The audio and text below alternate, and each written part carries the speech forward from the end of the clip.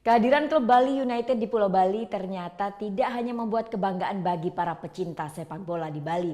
Bali United juga turut serta memperkenalkan nama stadion yang sering digunakan berlatih, yaitu lapangan Kapten Iwayan Dipta ke seluruh Indonesia.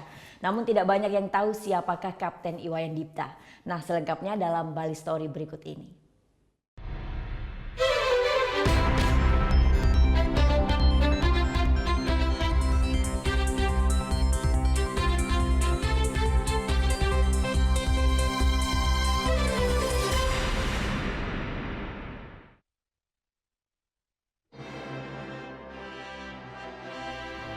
Inilah kemegahan Stadion Markas Bali United, Stadion Kapten Iwayan Dipta di Blak Batu Gianyar.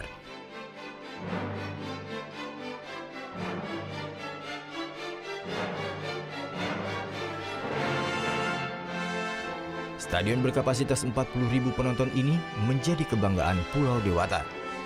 Stadion ini dibangun dan diresmikan oleh mantan Bupati Gianyar, Cokorda Gede Budi Suryawan, pada tanggal 19 Februari tahun 2003. Sebelum Bali United, stadion ini sempat digunakan Persegi Gianyar saat berlaga di divisi utama Liga Indonesia antara tahun 2005 hingga 2007 dan Bali Dewata FC saat berlaga di kompetisi Liga Primer Indonesia tahun 2011-2012.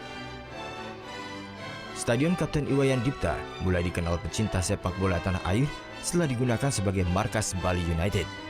Seperti yang diketahui, Bali United kini berlaga di kompetisi tertinggi Liga Sepak Bola Indonesia.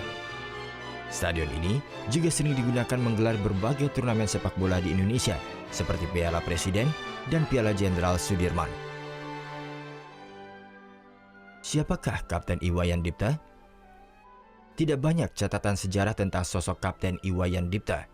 Satu-satunya yang bisa digunakan untuk mengetahui sosok Kapten Iwayan Dipta adalah buku yang disusun oleh Profesor Wayan Windia dan Wayan Sudarta. Kapten Iwayan Dipta adalah salah seorang dari 1.371 orang pahlawan yang dikenal pada masa revolusi fisik di Bali dari Banjar Tegas Gianyar. Kapten Iwayan Dipta adalah Komandan Pemuda Republik Indonesia atau PRI Kabupaten Gianyar yang gugur pada usia sangat muda, yaitu 20 tahun pada tanggal 12 April 1946. Pada masa revolusi fisik atau pasca kemerdekaan tahun 1945, Kapten Iwayan Dipta sebagai Komandan PRI Gianyar ikut bergabung dengan Tentara Keamanan Rakyat atau TKR yang dipimpin oleh I Gusti Ngurah Rai. Kapten Iwayan Dipta ikut bergerilya mempertahankan keutuhan Negara Kesatuan Republik Indonesia yang dipecah belah oleh Belanda dengan membentuk Negara Perserikatan. Kapten Iwayan Dipta terkenal karena keberaniannya melawan Raja Gianyar pada waktu itu, yang lebih berpihak kepada penjajah Jepang dan juga Nika atau Belanda. Yang membuat beliau terkenal adalah tragisnya itu. Sangat tragis kematiannya, beliau masih sangat muda, 20 tahun. Disiksa oleh PPN, itu pemuda buatan Gunung Agung, Raja Gianyar. Karena dia sangat muda, gitu terkenal akhirnya. Dan juga kematiannya di Sukoharjo ditembak sekali oleh PPN. Beliau belum gugur, malah berkata-kata mengumpat itu yang menembak itu. Hei, kamu menembak saya karena suruhan Gong Diagung Raja Gianyar. Kalau saya bersalah, saya terima ini kematian. Kalau tidak saya bersalah, maka tempatnya Gong Diagung di alam sana akan saya ambil. Ditembak lagi 2 kali baru beliau gugur bersamaan dengan temannya namanya Ketut Lanus.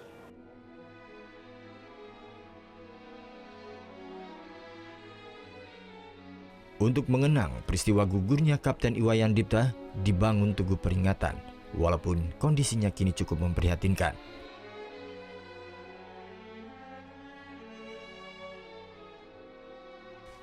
Tidak jauh dari lokasi gugurnya Iwayan Dipta, juga dibangun sebuah monumen perjuangan Ciungwanara sebagai tempat disemayamkannya abu jenazah dari 20 pasukan Ciungwanara di bawah kepemimpinan Iwayan Dipta.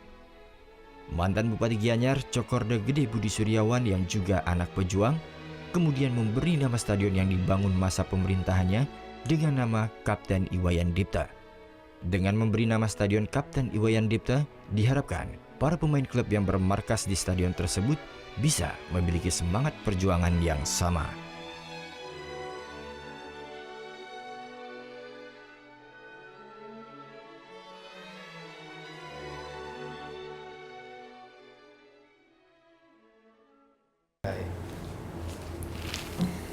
Udah selesai kan nontonnya? Nah, jadi jangan lupa buat like, komen, dan subscribe ya.